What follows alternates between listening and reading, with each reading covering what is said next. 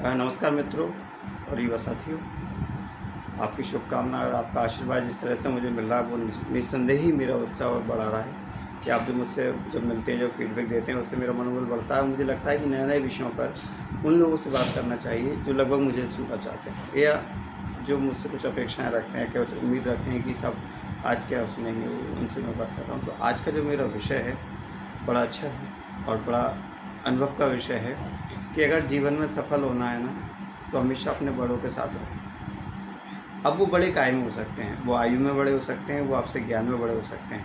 क्योंकि अगर हमारा युवा आज के समय अपनी उम्र के लोगों के साथ रहता है तो शायद वो इतना ज़्यादा नहीं सीख पाता जितना उसे सीखना चाहिए था।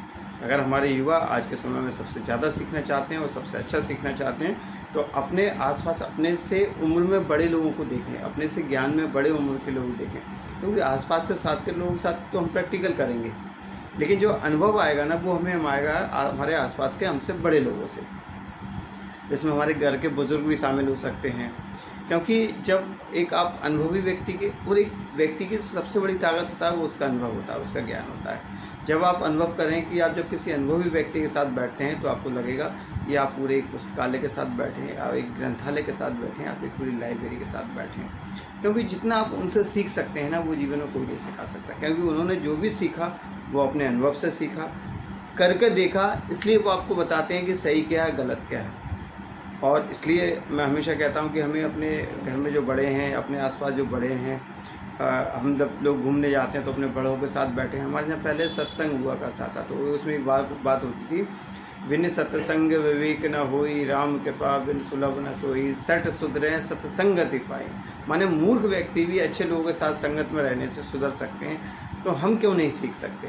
उनके अनुभव बड़े होते हैं, उनके काम करने का तरीका अलग होता है, उन्होंने वो जीवन में सब कुछ किया है और करने के बाद वो आपसे कुछ कह रहे हैं। तो इसलिए हमेशा अपने से बड़े लोगों के साथ बैठें और समय निकालें। अपने दादाजी, अपने नाना नानी, दादा दादी, अपने से बड़े ताऊ जी, अपने से बड़े भैया दीदी, इनके साथ सीखें, क्योंकि ये आपका भला चाहते हैं। ये आपको जो भी सिखाएंगे ना वो सब सही होगा, गलत कुछ नहीं होगा।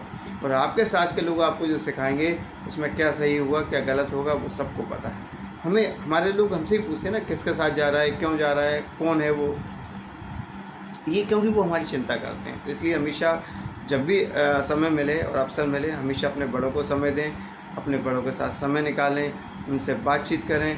क्योंकि जो जानकारियाँ, आपको जो ज्ञान किताबों में नहीं मिलेगा, गूगल पर सर्च करने में नहीं मिलेगा, निसंदेह आपको अपने बड़ों के पास बैठने से बहुत सारी चीज़ें मिल जाएंगी, क्योंकि इसके पीछे उनकी मेहनत होती है। और मुझे लगता है कि एक चलता फिरता जो बुजुर्ग या व्यक्ति आयु में ज्ञान में हमसे बड़ा होता है वो अपने ग्रंथालय होता है, एक पुस्तकालय होता है। उसने बहुत सारी मेहनत की होगी, बहुत सारी दुनिया देखी होगी। जब वो आपसे कोई बात को कहता है तो मैं आपसे निवेदन है कि अपने बड़ों के साथ रहें, अपने बड़ों के साथ समय निकालें। और जीवन में आगे बढ़ना है और सफल होना है तो हमेशा अपने बड़े लोगों के साथ रहिए, बड़े लोगों के साथ बैठिए, उठिए, उनसे बातचीत करिए, आप सफल होंगे। और जब आपके एनर्जी कम हो जाए और आपको निराशा आपके अंदर जाए तो बच्चों के साथ रहिए।